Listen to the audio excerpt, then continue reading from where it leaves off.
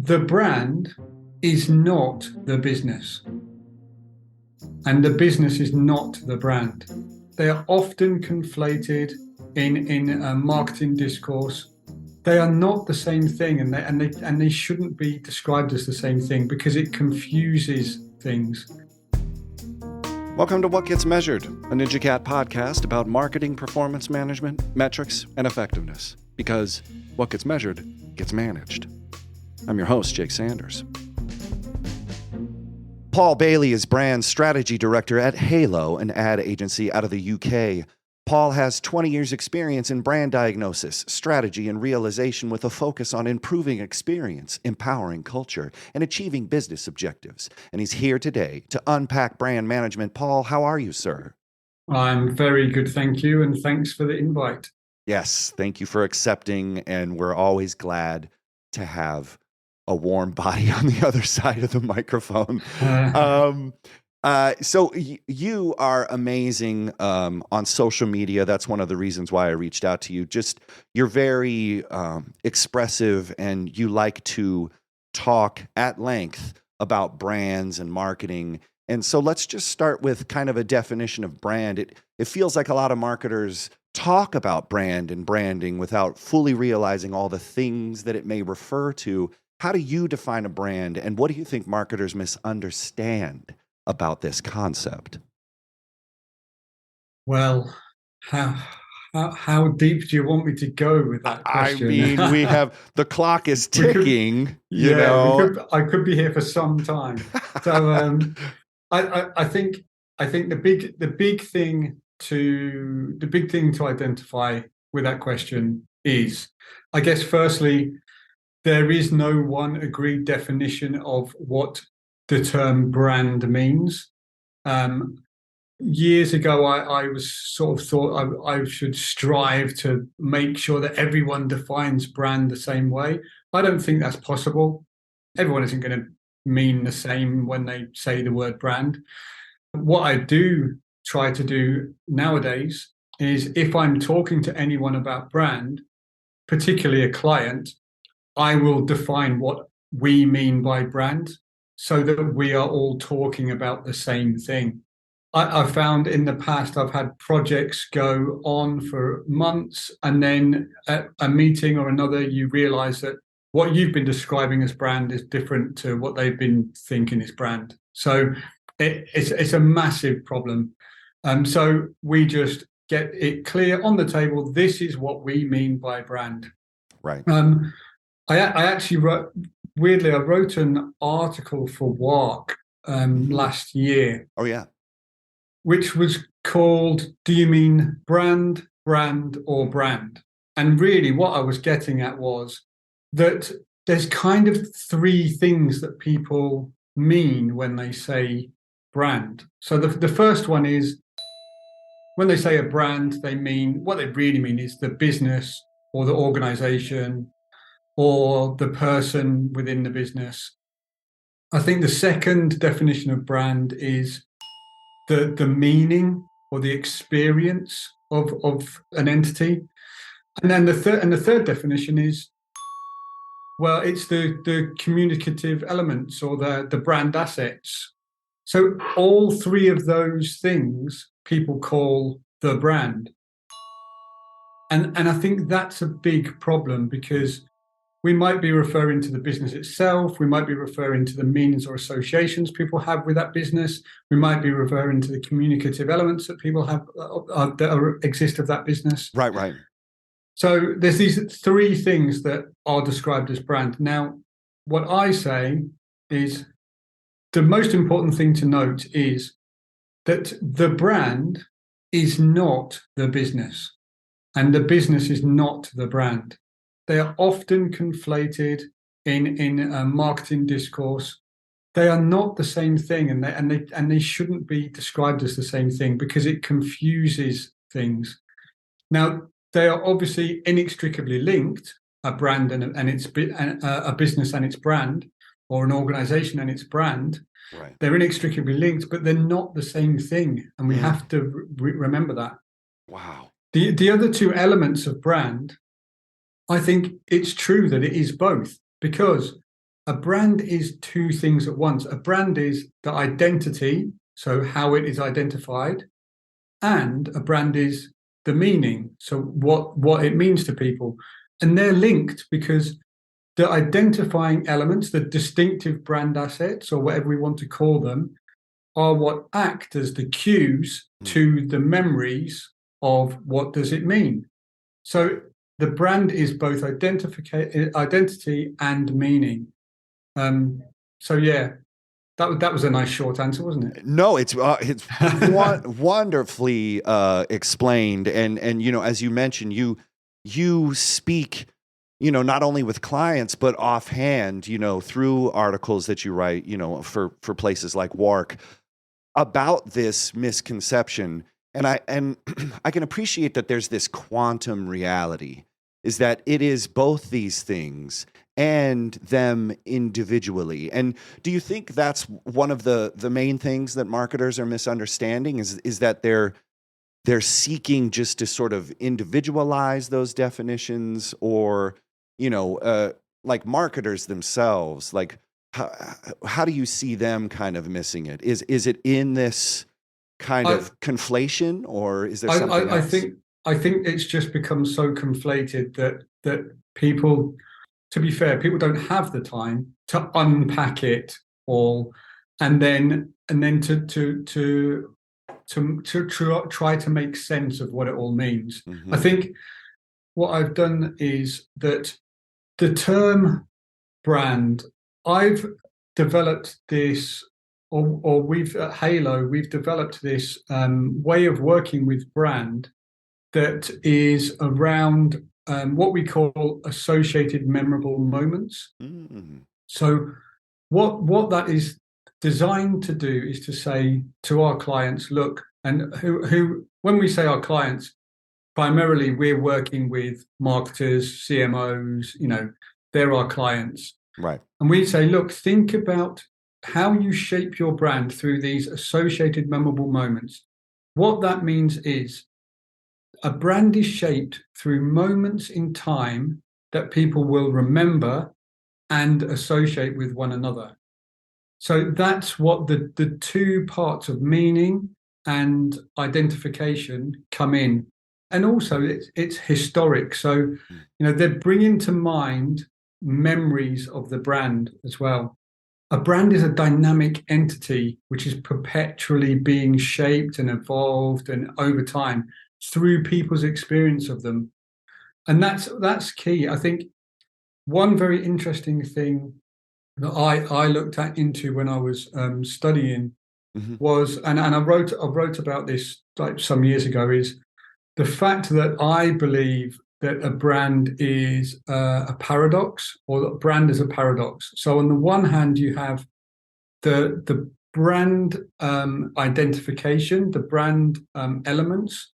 Now, these are the things that are how you identify the brand, be that, obviously there's logos and taglines and things like that, but it Right. might be could be music, audio, anything like that. Colors or Yeah, other, yeah. exactly. Right. Now, these are all things which can be locked down, that can be owned, they can be proprietary, you can protect them through intellectual property like trademarks, etc., etc. Right. Now, these are things that are fixed, but the other side of brand, the meaning, that can't be locked down, that can't be owned, that can't be fixed, because that is in the minds of the consumer. What a brand means, you can say, our brand means this, but it doesn't mean that to someone unless they agree with you. I say that brands need shared meaning. And what I mean by that is it's all fine and well if you're a car manufacturer or whatever, you can spend millions of pounds saying we are this, our brand means this.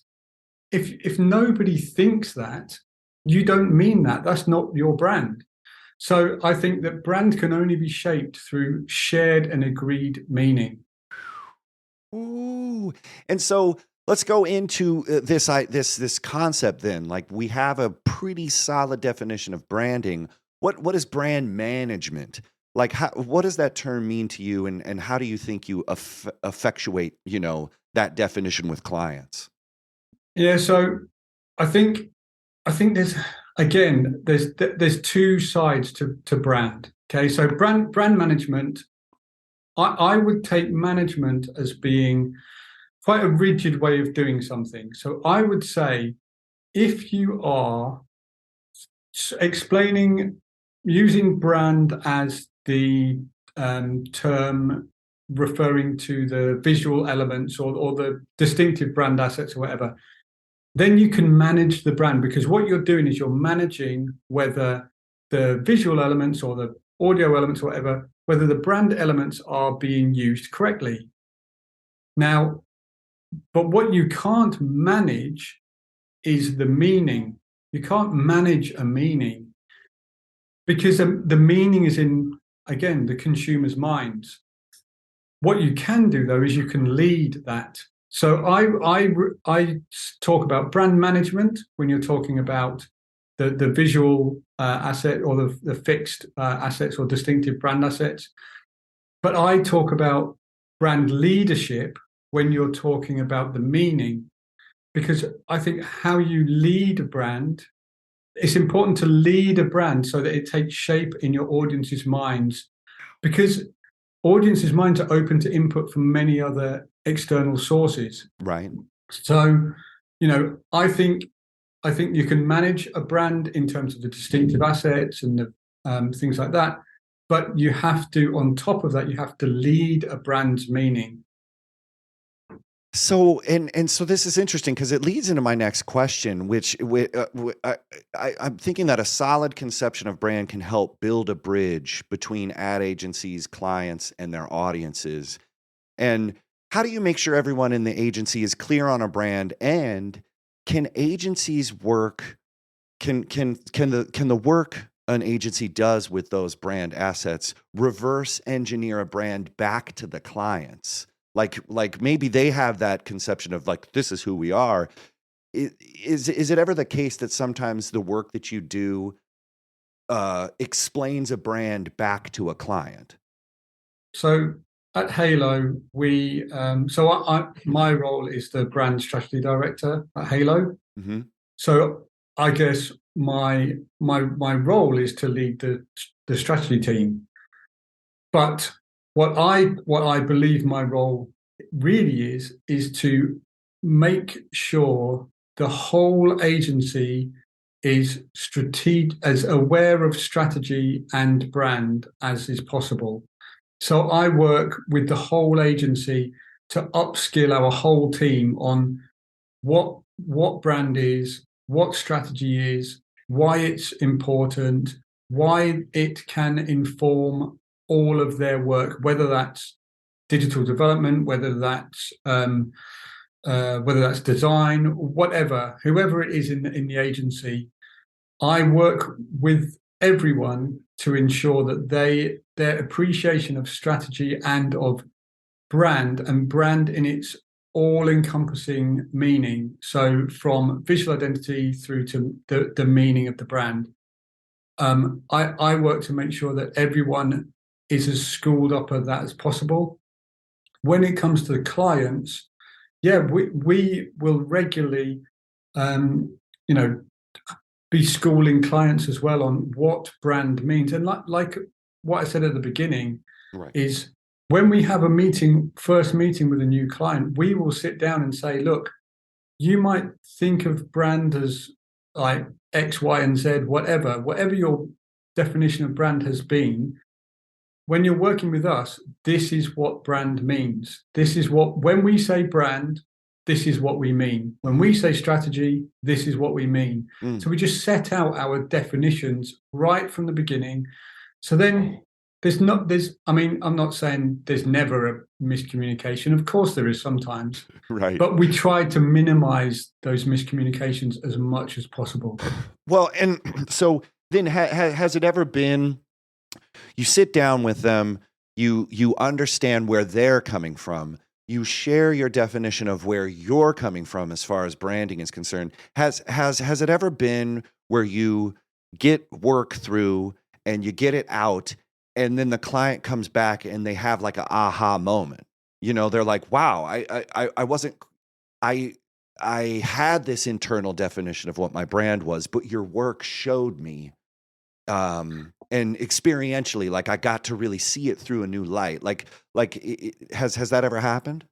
Yeah, I mean, so our work with businesses on their brands is primarily we are tasked with, very often we're tasked with two things. One is, can you work on our brand strategy? So what that means to us is, look, can you develop a way for our business to win better through the brand? Mm. So basically, most of the time, a business has a good understanding of their brand. What they don't do very well, very often, is communicate that understanding because they don't know how to communicate it. So we will spend a lot of time digging into clients and getting out of them what is it that really makes their brand. Mm. So, and it might be a million different things, but that is what we're looking for when we are developing a brand strategy. We're looking for those little like nuggets of gold that are like, and often it happens in, you know, we're big believers in quantitative research. Quantitative research is useful, but I'm much, when it comes to brand strategy, I think you really get insights through qualitative research, Mm. through the qualitative, and often it's in the discussions with people. So you're having a discussion with someone, and this might be the CEO you're having a discussion with, or it might be like someone who works on the factory floor, or wherever. And you have discussions that are quite open-ended, and you'll get like some themes that keep coming through all the time, and then you pick up on those themes oft, and then we will create what we call a brand platform. So we'll Mhm. create like four guiding principles. We'll write four guiding principles that should shape the brand platform, and that should become the like the Rosetta Stone for the brand. This is your guiding principles from now on, moving forwards through all your marketing communications, through all your internal comms. These four principles are what you should be showing. What generally happens with clients is when we write these four guiding principles and we present them back to them, most of the time they just turn around and go, that's us. That's us. You've caught us. Like, and that's what we have. That's what we do. We Right. um so Nick, who is the founder of Halo, Right, or right, one right. of the founders of Halo, Yes. Nick Ellis, he says that, and I can't remember who said this before, but they said that, you know, it's about the truth well told. The truth Mm. well told. That's what we do. We get to the truth of the business or the brand, and we tell it in a succinct and compelling manner. And isn't it crazy that a lot of marketers are thinking that I need to manipulate the emotions, or use a kind of clever tagline, or you know, it has this sort of like forcing a rubric on other people's understanding. And it's kind of refreshing to hear that you don't have to do a lot of imaginative work. You just have to get to the insights, have those discussions, and then you can pull out those insights. And I think a lot of us are saying, like, man, if I just had the right Pantone color collection, or boy, if I just had the really snappy tagline, you're not pulling that out of thin air. You're pulling it Yeah. out of research. And I think that like that why is that kind of blowing my mind right now? Well, that's one thing that I always tell all my strategists, all the people at Halo, Right, everyone I've ever worked with on strategy is right. listening is the number one skill in brand strategy. The ability to listen but listen properly and actually listen. And then you identify, oh, okay, like someone's talking, they're talking, and then they say something and you go, hold on, what did you say? Right. And then you go, and then you dive deeper, because you don't get insights if you're not listening.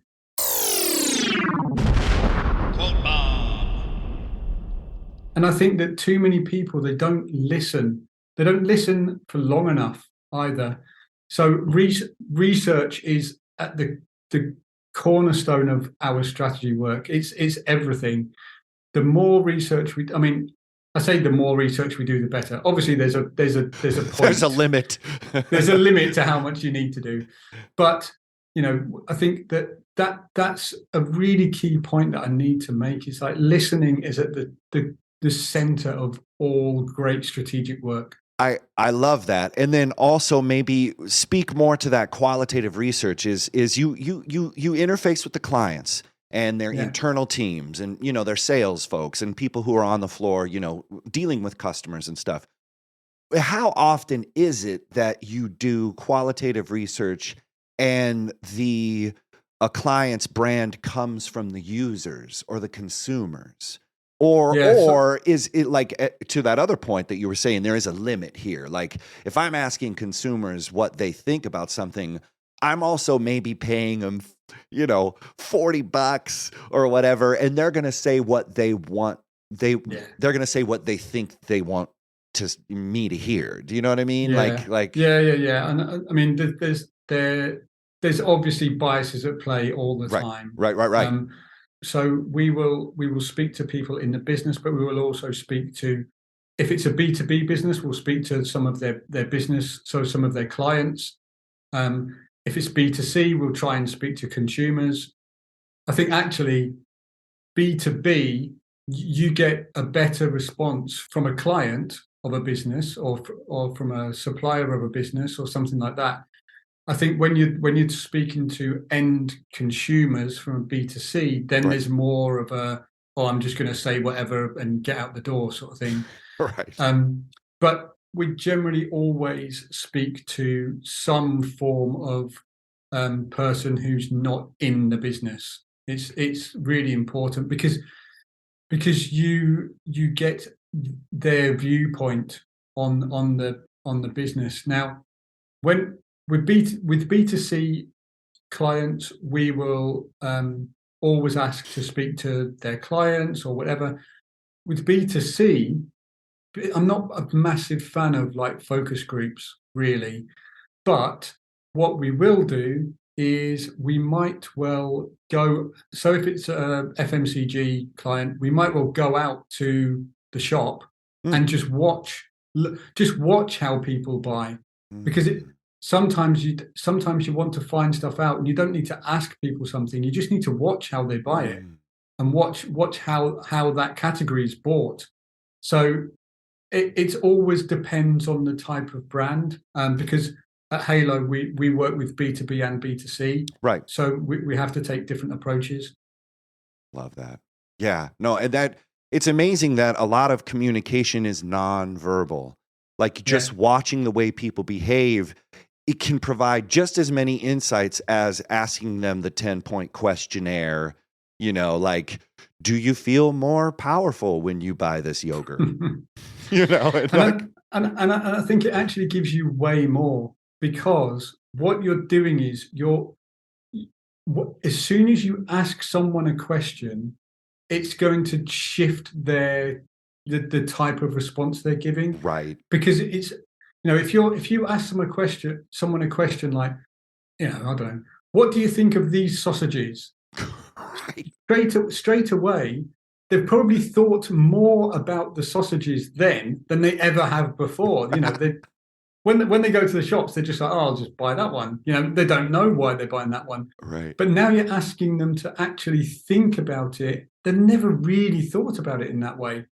So then it opens up all sorts of like ways of responding. So how I refer to it sometimes is, you can ask people what they think about something, but really what you want to know is how they feel about something, because the way they feel about something is before the kind of conscious mind has kicked in. As soon as the conscious mind's kicked in and they're thinking about it, it's It's in a off. totally it's in a totally different mindset to how it ever would be. That it's crazy that that could lead to a whole labyrinth of misunderstanding. Is like, Yeah. ask them more about, and it's weird because a lot of that qualitative approach to research may seem like you're getting to deep truths, but you're actually just sort of feeding yourself your own questionnaire back to yourself. Yeah. And like it doesn't do anything to help define that. So, And or I think also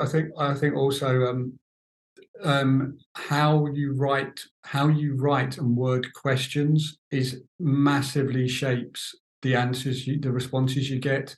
I did my master's in brand like part-time mhm, about 10 or more years ago. When I was doing my master's, I learned how to ask questions, how to write a question to get the right kind of answer, not be a leading question. The amount of questions I see now that are in like research that are such leading questions, it's unbelievable. It really right, is. right, yeah, and it's really interesting that the way in which you ask a question is almost as important as the question itself. Yeah. And maybe, I mean, not maybe, I'm pretty sure a lot of people don't get that right. But Yeah. let's break off into the story mode. Yeah. Can you share some Cinderella stories about, managing a brand that you have, and then conversely, do you have any brand horror stories that you can share with us? A Cinderella story, what by a one that's gone well? Yeah. Is that Yes. is that Yeah. Well, oh I okay. mean, yeah, not that where somebody left their shoe, and because that's very specific, but that is also a part of the Cinderella story. And yeah, no, when it all kind of happened, the fairy godmother kind of moment where it was just like boof, and they really like had a magical transformation. And then also when things just hit the fan. Actually, one client who I was at yesterday, actually, we did a brand strategy job for them 2 years ago, something like that. Hmm. Um, and so they are a private school over here in the UK. Okay. So a school that people pay for. Right. Right. Right. Um, and they're one of the they're not the top tier, but they're like kind of breaking into the top tier of these private schools. Yeah. They came to us and they were like, look, we've got our kind of our crest and we've got our logo and we've got all this, but we haven't really defined what our meaning is. Why should people send their children to this school? Right. And we kind of dug into it and we spent a lot of time like researching them, researching their competitors, all that sort of stuff. And what we realized was that they would always talk about this thing they called pastoral care. So that they would always say that their pastoral care was very high. So what they meant was they took care of your children. They've got about 80% boarding. It's a boarding school. Okay. About 80% of their pupils board there.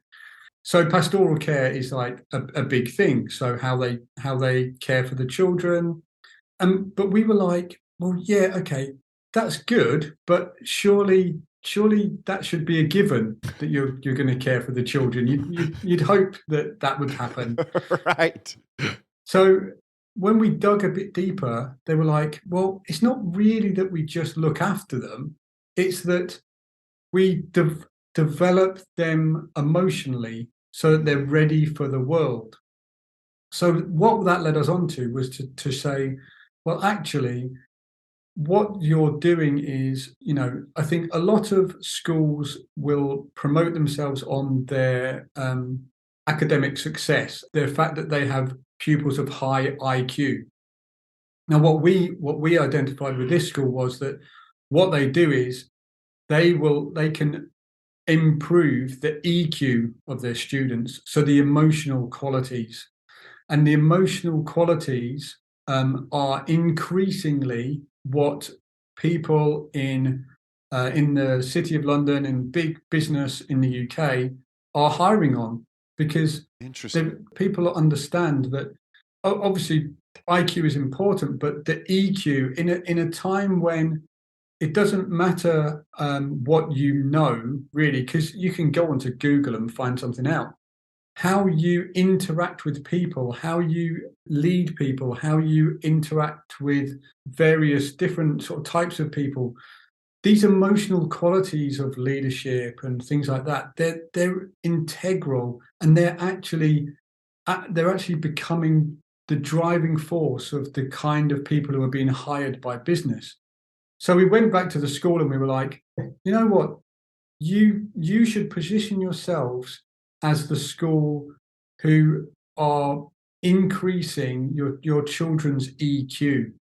And that developed into EQ and CQ, so the emotional quotient and the cultural quotient. Ooh. So we went back with that, and we actually landed on this proposition, this single-minded proposition of transform their world. Mm. So it was all about that. Now, what we've done over the last 2 years is we've worked with the school so that in everything that they do, they are talking about how they transform the world of their children through improving their emotional strength, and that sort of thing. And it's been brilliant, and it's really starting to land as a brand, and they're really starting to get, because really, like I said earlier, a brand is shaped through these memorable moments that Right. people are given. Right. And so every time people have a moment with the school, they should be reminded about this like fact that it's the emotional qualities that are key. God, I love that. That's so amazing. And then, so let's talk about something like well, and also a point is like years of them repeating this thing at all levels of Yeah, communication. That is also what it takes to create this Cinderella moment. Like I think people are saying, I'm campaign based. You got this much budget. We got to do it in this time frame, and you're kind of helping people widen the application processes for branding and saying it's taken years to make sure that this happens. I mean, am I yeah, jumping and in that's and there? that no, that's the thing. There was actually an article in Marketing Week a few days ago about this, and this was on campaigns, and this was saying that ad campaigns they run for too short a time, because basically marketers pull them and do a new campaign because the marketer's bored of the campaign, but really the the public has barely seen it. It's not really hit home. Right, So they need to let campaigns have a lot longer time span, right, or develop a campaign which can be iterated but not just changed completely, because you're changing it up too much.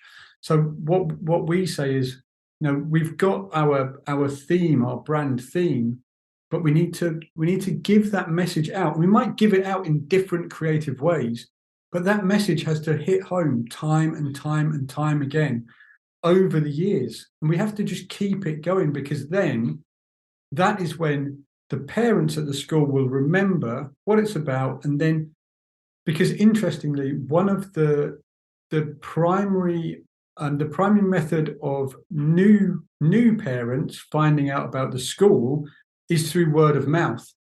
yep. And word of mouth isn't, what they will hear about the school is what other parents have remembered about the school. Now, people are only going to remember what you tell them time and time and time again.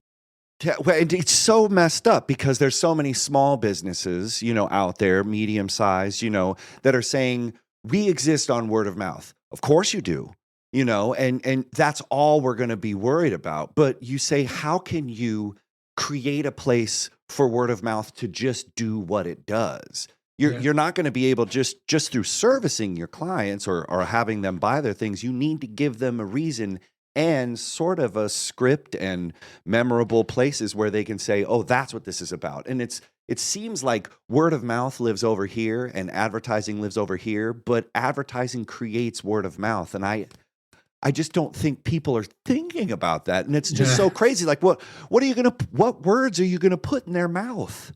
Yeah, exactly. Stop blowing my brain. Okay, do you have a horror story? Just maybe something that fell short, or maybe you failed to create that shared meaning, or somebody misused the management of their brand, and it just kind of like didn't tank things, but things just didn't kind of like take off. You know what? I can't think of anything, but that's probably because Because you're I so probably good. Because you're so good at no your job, right, Paul? no, probably because when something goes wrong, I just blank it out of my mind. That's probably Like, that's oh, it's never happened. that's more like the reality. You're like, what do you That is mean? that's definitely the reality. It's like, oh, okay. If I don't remember that, then it wouldn't. If I don't remember it, it didn't happen. So, Well, no, maybe that you can speak as a spectator. From the peanut gallery. Do you see maybe a brand like failing to really connect, or do you just kind of take those opportunities and as a learning for you and say, well, maybe there's something I can use with my clients that won't quite end like that. I don't. I honestly can't think of anything off the top of my head. That's probably just because one, any project that I've done, I've blanked out my mind, and so it doesn't exist. Fair. And two, I think that most of the time, the people you see are the success stories. So you Mm. see the success stories more often than not. You don't really see the failures. No one is spending time trying to PR a failure. Yeah, ain't nobody So gonna write a yeah, white paper about how they totally failed. And exactly. no one necessarily wants to. But you bring up a really interesting point, is that very few people rise to this level of prominence of, oh, you're successful, and so many more things downstream and underneath the mountain of success. That is actually where a lot of the learning is happening. And they're Oh yeah, hard lessons that you have to learn and maybe experience. But I mean, I think you bring up probably the most salient point here, is that we only really hear about the successes, and that's okay. But there yeah. is a chance for us to dive into failures, however they happen in our marketing pursuits, that will help build us closer to getting to that Oh apex. yeah. I mean, I actually believe that there is more to learn in failure than there is in success. There really is. I've just said, oh, there was no sort of like failures with brand, but I would say in every brand strategy that we've developed, there's been moments where it's been like, oh God, we've not hit the mark here, or we're a bit off here, or whatever, because you're going through a process. Mm, Creativity is a process, so you're going through this creative process. right. So there's obviously times where you've missed the mark or whatever, and you need to bring it back, and you do that by asking questions again, listening again. Mm, But I think that that's the key. It's if you listen to if you've missed the mark, if you've made a failure, if you listen to why you failed, then you can change it. I think that like people say, failing or fucking up and getting it wrong once, that's like fair enough, you did it once. If you then did it again and again and again, then there's something wrong with that. So I think that failure is great. Failure you can learn from, but you have to learn from it. It's That's the key, really. Oh, I love that. And you were joking. I mean, of course, you just proved that you were joking about blanking out those things. Those massive failures. Yeah. What you actually are doing is using it as a moment to say, "Whoa, there's a line of inquiry that I'm missing. There's a point of listening that I'm not attending to, and maybe." The real story here is about brand fails, is that you're failing along the way to success. And if you don't Yeah. get over those failures, you'll never succeed. And maybe I think we also have this idea, just in the way I package this question, Cinderella. It's like there are massive failures that lead to this great moment. But we only stop thinking like once the peak is hit, and you're like, well, certain ideas just launch, and that's Yeah. not the truth. Like, it is hard work building the right ramp, building the right skateboard, and here I am off on a metaphor, but I think you're really making a salient point, which is saying failure is the ground level for success. Yeah. There is no success without failing. Like, well, I didn't quite understand what you were saying, or you said this, but I failed to drill into it, or we asked too many leading questions, or there's so many opportunities for you to fail, but you actually have to fail to win. Yeah. Totally. Well, then Totally. fine. Then I just was rhetorically saying something.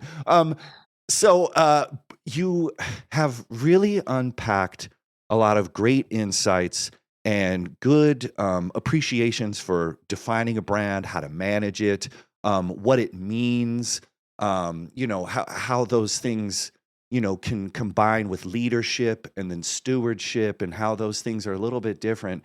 But if you had to consolidate all of the stuff you shared with us today into one piece of advice about branding and brand management, what would it be? So my definition of branding is possibly a bit different to some people's, because I think that branding and brand are slightly different things. So there is your brand. Your brand is your, this your in part your meaning, in part your identification. Right. I would say your branding is kind of like the elements. Your branding is linked much more to the identification parts. Mm. So your branding is much more about your logo, your like colors, and your whatever.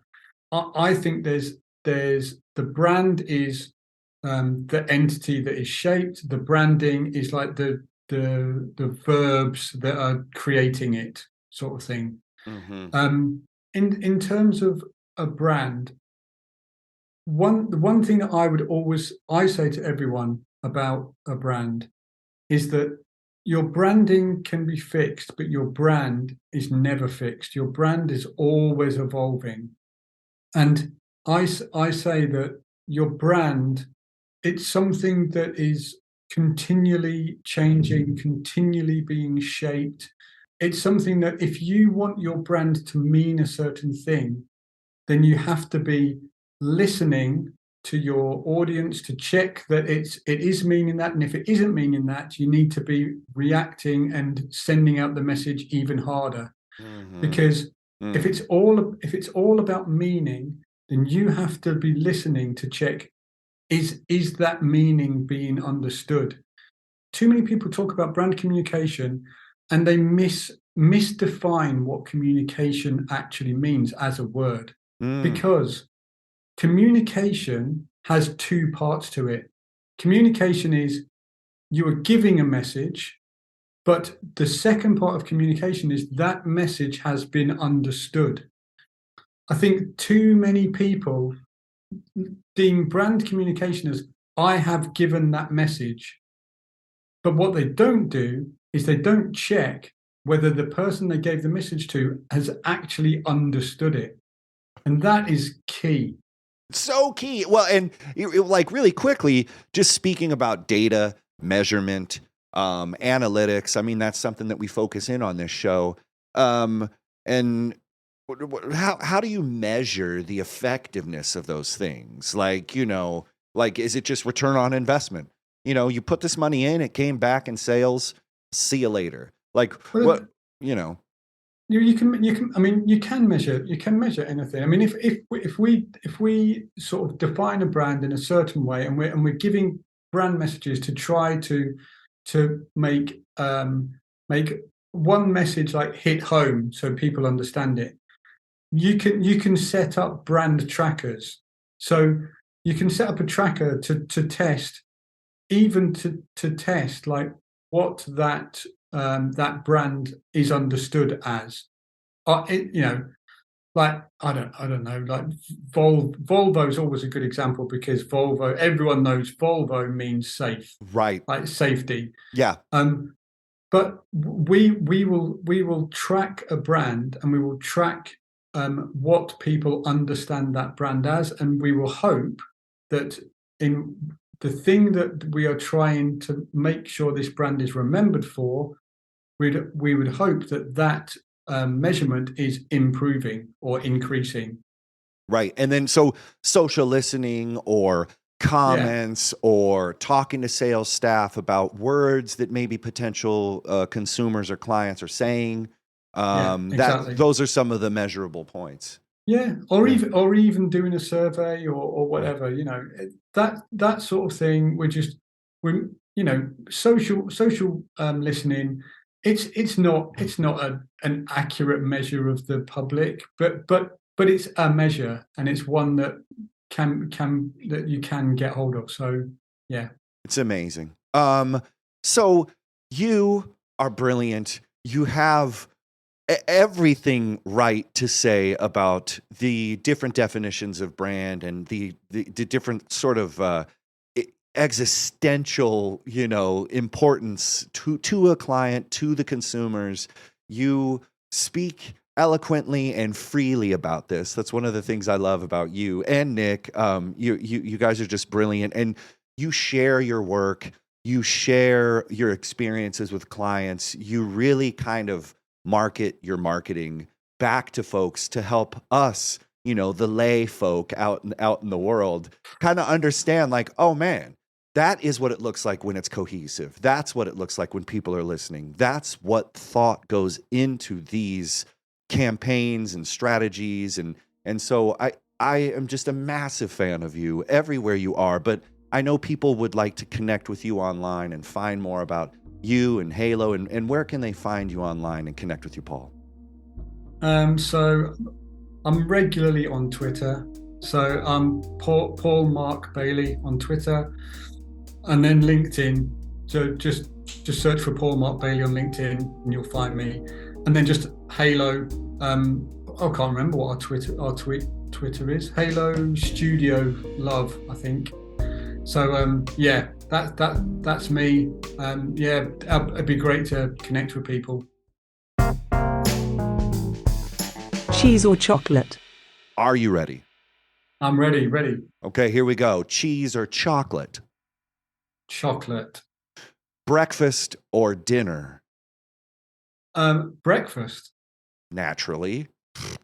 Classical art or modern art? Modern art. All right. Being launched out of a cannon or being catapulted?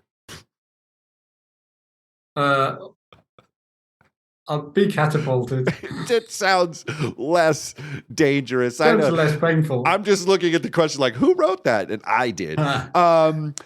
Okay, Stevie Wonder or Stevie Ray Vaughan? Stevie Wonder. Yeah, you could see that one coming a mile away. All right, and finally, time machine or magic lamp? Oh, wow. A time machine.